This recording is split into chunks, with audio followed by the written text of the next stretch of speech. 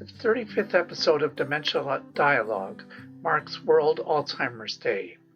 Today we are talking with Mary Beth Wighton and Lisa Poole, co-chairs of Dementia Advocacy Canada, our leading advocacy organization of people with lived experience of dementia. The subject of our conversation is a meeting that Dementia Advocacy had with Minister Paddy Hadju, who was Minister of Health at that time. The minister invited Mary Beth, Lisa, and 11 other members to meet with her to offer their assessment of the implementation of the National Dementia Strategy. In August 2019, Canada published its first national strategy. In June of this year, the minister invited Mary Beth, Lisa, and her colleagues to meet with her to give their opinion on how things have unfolded. Let's listen to Mary Beth and Lisa talk about the conversation they had with Ms. Hadju. Thanks very much, Mary Beth and Lisa, for joining in our conversation today, where we're going to talk about an important meeting that you had with the Minister of Health at the time, Paddy Hadju, regarding the status of the dementia strategy for Canada and some of the concerns that you had as advocates and people living with dementia and lived experience as a caregiver. So we thought it might be an opportunity for us to reflect on some of those points and talk about how we might collectively work together to strengthen the dementia strategy in Canada. Mary Beth, you've joined us. This is your third time, I think, on Dementia Dialogue. An honor. Yeah, about a year ago, you co-hosted our town hall on human rights and dementia. And then a little while ago, we had a really delightful conversation about your autobiography on dignity and dementia. Yeah. Thanks for having me back, David. You're welcome. And Lisa, thanks very much for joining today. And I'm wondering if you might just share with our listeners a little bit about your role and what brings you to the dementia advocacy table. Well, thank you very much for having me here, David. This is a real pleasure.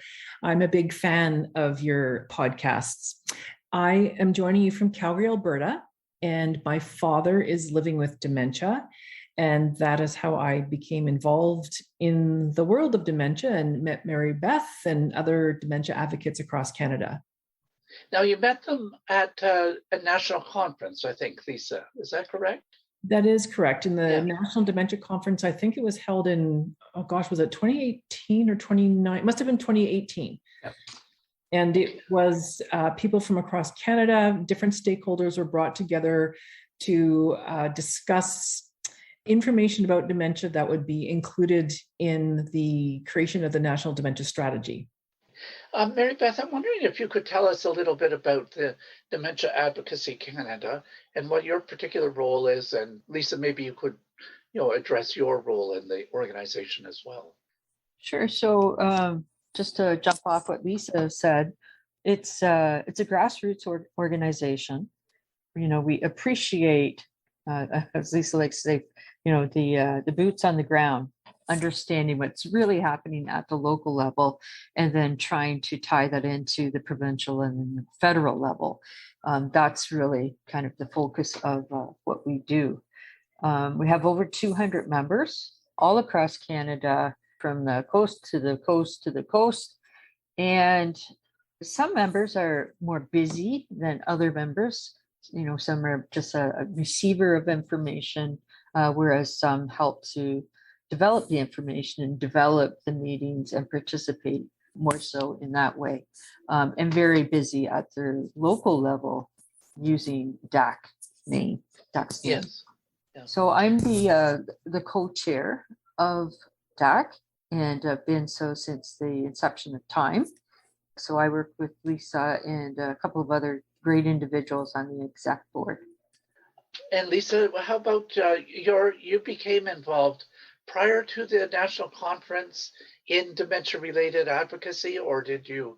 I know Mary Beth was deeply involved in work in Ontario related to dementia advocacy, and was a natural evolution to kind of the national stage.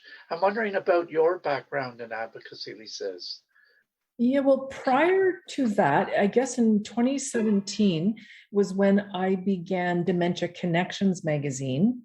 So I guess before I even got there, maybe for about a year prior, I'd been trying to understand how the healthcare system works, trying to understand the supports and services that were available for people living with dementia.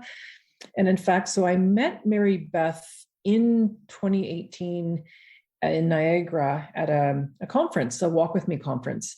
Oh, yes. And yes. we connected there, and that situation and the National Dementia Conference, it was really powerful to meet other people that were understood what we were all trying to do. And the role of people with lived experience, whether they're family care partners or living with dementia, is very different from policymakers, healthcare professionals, and researchers. Not to say that they don't all have an important part of the puzzle, but it really was pretty powerful to meet other people who understood what I was trying to do, and I understood what they were trying to do. It can't be underestimated, that whole concept of lived experience. So, Mary Beth, I'm wondering if you might say when the meeting occurred with the minister and who participated in that meeting. So one of the things, kind of before I answer that question, one of the things is that we were very excited to have people living with dementia on the Dementia Ministerial Advisory Group. So there was myself and Jim Mann, and that was really the first of its kind. So that enabled us to have that opportunity to meet with the minister. And then we have a second minister now since the release of the national plan. It was interesting because this minister came back to me because I had asked her in a meeting, in a Zoom meeting with other ministerial advisory members, if she ever needed someone to talk to who has dementia. Dementia Advocacy Canada would love to help facilitate that conversation. And lo and behold, she reached out to us and said, I have an hour and I would love to take this opportunity to chat with you. And so that was really the inception of how we even got onto her docket.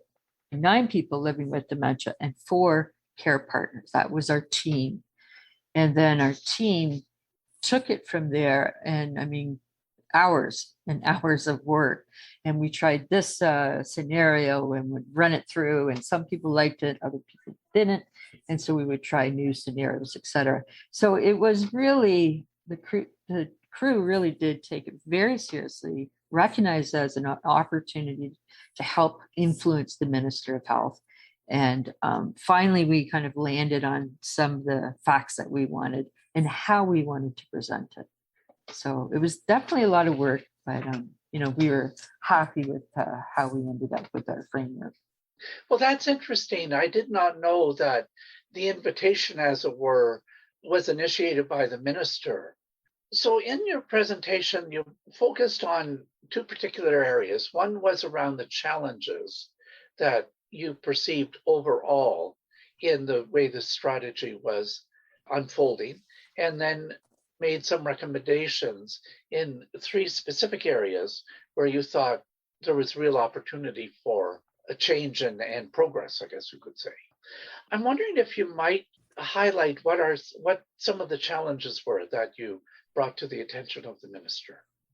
One of the big things that we really wanted the minister to understand is that we know that there is a really good strategy plan created. It's already there. So, we get a good check mark. You get an A for that. And we feel that the plan itself is good.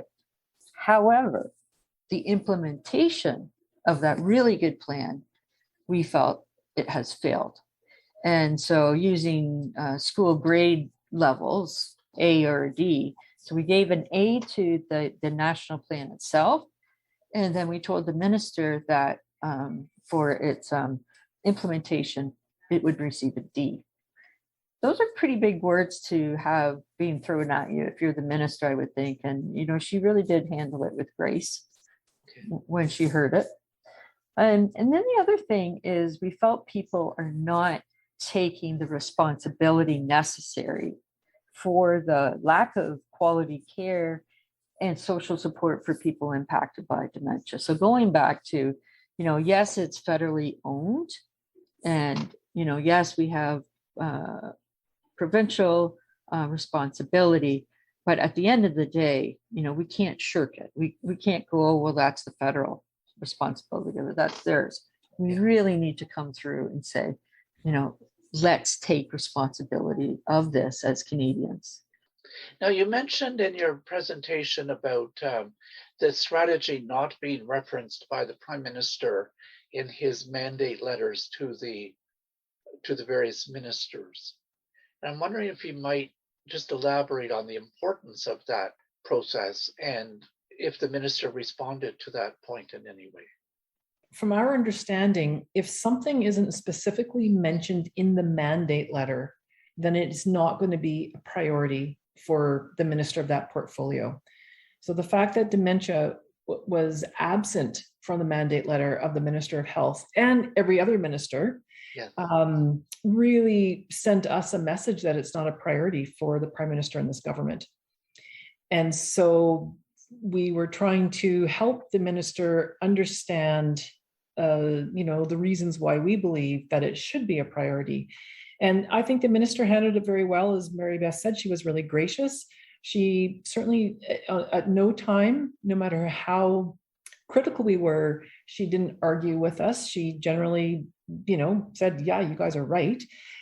Whether that's going to translate into action is another conversation. After the challenges were referenced and brought to her attention, you then made some specific recommendations in 3 particular areas. So the first one was access to rehabilitation immediately upon diagnosis to help people retain their independence. And, it's interesting that Dementia Alliance International is still pushing this rehabilitation. Yes. Yet, I think, unfortunately, Canadians are not embracing it and not really understanding the value that rehabilitation has for someone with dementia.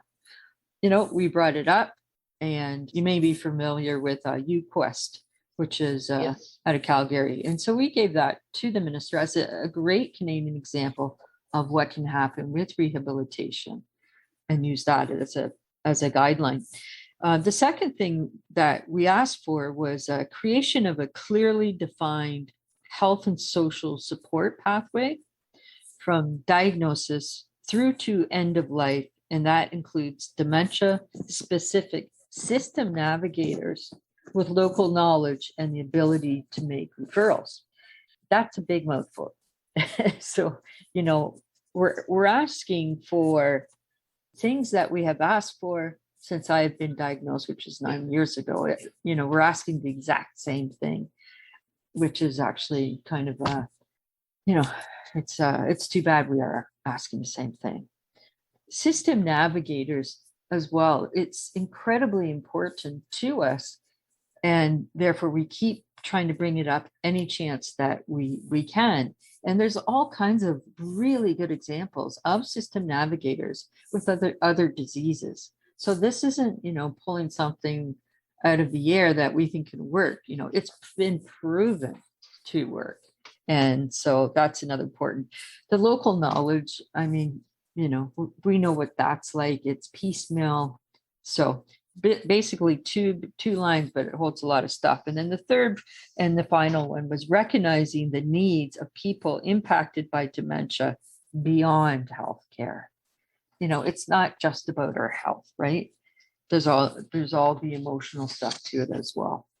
Yes, and the practical parts of income support programs, housing options for people that are, fall outside of the jurisdiction of one minister and then falls through the cracks because it's not a big enough issue in a large ministry, but it is a very big issue in the experience of people that have the condition. Yeah. So and it does, David. I think Lisa's going to take it from here, but it really does cross all those ministries. And to your point, if we're not kind of duct taped all together, then it does fall through the cracks. Lisa, one of the recommendations bolded in the document was around the formation of an all-party caucus. What lay behind that recommendation of an all-party caucus? What was the thinking behind that? Because it is fairly unique in some ways that should be a recommendation about how to move forward. Well, as Mary Beth just mentioned, dementia is more than just health, and people living with dementia don't want to be defined by dementia. And so dementia is a non-partisan condition, and it requires the collaboration of all the federal ministries and all levels of government. And when we started preparing for our meeting with the minister, we went through all the different departments of the different ministries, and it was actually quite fascinating without really digging very deeply. There's the Minister of Aboriginal Affairs, the Minister of Infrastructure and Communities, Minister of Finance, of Employment, Workforce Development and Disability Inclusion, of Diversity and Inclusion and Youth, Ministry of Families. I mean, we can go on and on. So, but we need all those ministries working together around the issues that pertain to dementia. And you think then, if we have that kind of cross-party and cross-ministerial collaboration, then we can probably have a better chance at implementing the National Dementia Strategy. And as Mary Beth said, it actually is an excellent strategy that Canadians should be proud of. And a lot of really good work, a lot of smart people were involved in creating the strategy. And so it is deeply disappointing to think that, first of all, their time and all the money invested in creating the strategy is basically wasted, but also a roadmap exists of what should and could happen to improve the lives of people living with dementia and their families. And we are very confident that if the entire strategy is implemented, it will actually end up saving Canadians money. What is your sense of the interest that other parties have in this particular issue of dementia and the national strategy? I say, funny you should ask, because we sent all the candidates a letter or a questionnaire asking them some very specific questions about their level of interest in dementia and their knowledge of dementia. And there is actually tremendous interest. One of the things that was quite fascinating is the number of candidates that responded saying, someone in my family is living with dementia, that I understand exactly what you're talking about, and I want to see things better from a personal level as well as a government level. So unsurprisingly, we know that dementia is widespread and pervasive across the country. And it's not only a condition experienced by older people. Most people living with dementia in Canada are over the age of 65, but there are people, as Mary Beth can attest to, who are diagnosed in their 40s and younger. Yes. Lisa, I believe it was the minister herself that was excited about that possibility too, wasn't she? Did she make a comment? Absolutely. I think that she was very supportive of the idea of an all-party dementia caucus. I was quite pleased as, being one of the focal people for the interaction and shaping up of the meeting with, PHAC and the minister's group. I do think they gave us a fair shake. Yes. And I firmly believe they did it with grace and with really wanting us to be the best that we could be. So allowing whatever, they could allow to help us do that. It certainly seemed that the group, once we finished the meeting and you hear the click, that, you could see the arms going, woo! And, it was an exciting event, and you don't get too many of those of that magnitude when you have dementia or being a care partner. So But I'm wondering if you might comment on where Dementia Advocacy Canada is heading post-election. I think that we will reach out very quickly to whomever is leading the health portfolio and the portfolios of all the other ministries that we mentioned that we think intersect with dementia. And just to make sure that, they know we're here. We want to offer our services. We want to be a resource. Like, we want to work with the people in decision-making capacity. We want to help inform, program and service development. And so that's what we will do after we know the results of the election. How about in terms of people getting involved in some of your work?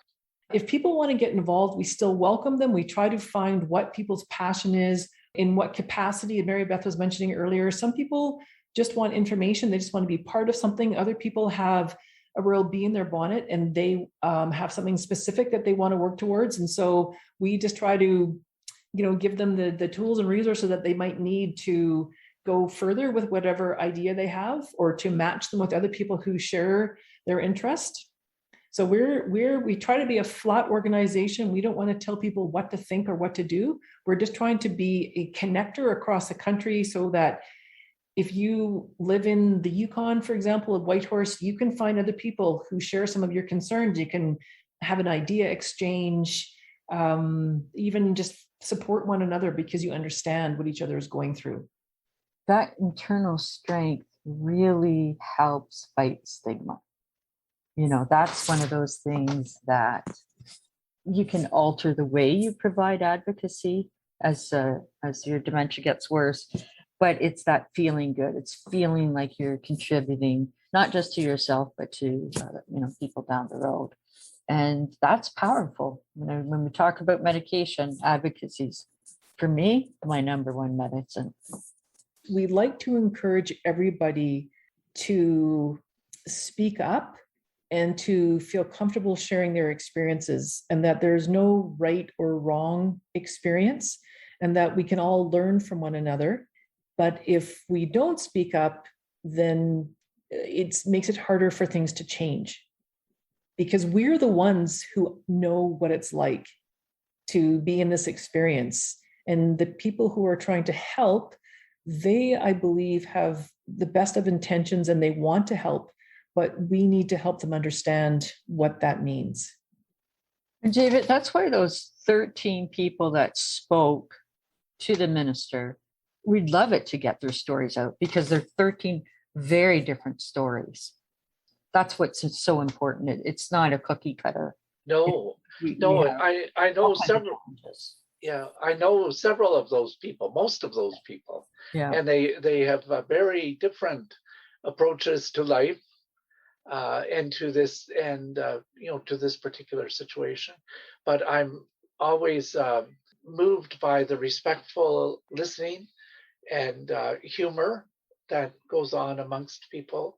And I think that really encourages people to become, more and more open. So yeah, no, I think it's tremendous work that you're doing. I want to thank you very much for this. It's never easy. I can minimize the amount of work or time or thought that goes into something like this, but whenever you're asked to do something like this, it does take time to prepare for the conversation. And I really appreciate the time that, first of all, that you agreed to do it, and secondly, the time that you put into preparing for it, and then our conversation today.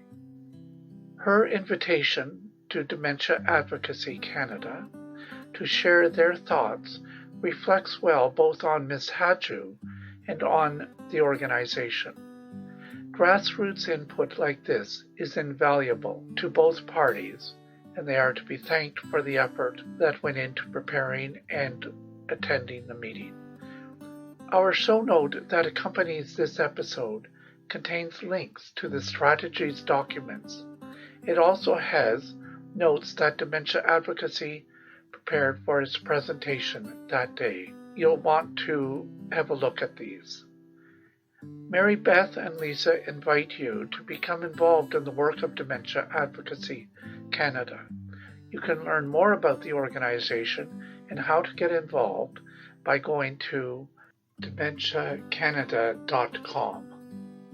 Dementia Dialogue promotes the voice of people with lived experience to increase awareness, build understanding, and enable action regarding dementia in both our personal lives and in society.